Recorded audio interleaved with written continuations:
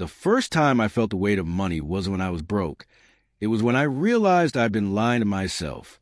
I had a job that paid enough to survive, bills that were never quite predictable, and a routine so familiar I could move through it with my eyes closed. Yet, every month, a quiet panic crept in the night. Not the loud, screaming kind. The one that sits in your chest and won't let you breathe, whispering that one mistake could unravel everything.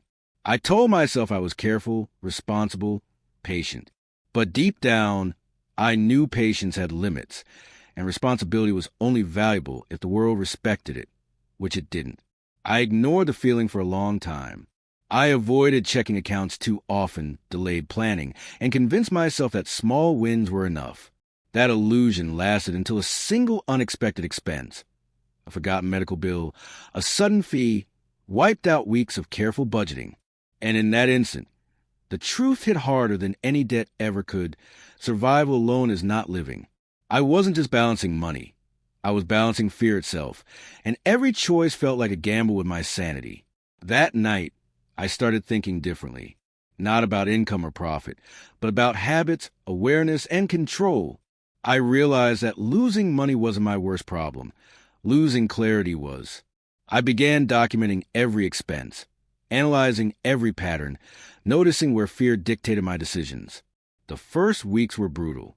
Seeing just how often panic guided me, how many choices were reactive instead of intentional, made me feel small. But there was also a strange relief. I finally understood the battlefield I was on. Action came slowly. I didn't chase shortcuts or get-rich schemes.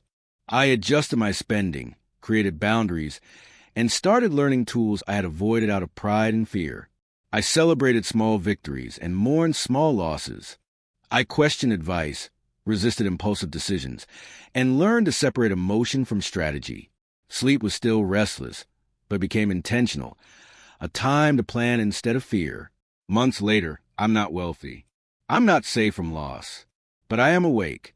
Money no longer whispers that I'm inadequate, nor does it scream when I make mistakes. It is neutral. I understand it. I manage it. And for the first time, I feel a sense of quiet power, the difference between being controlled by circumstance and steering through it with awareness.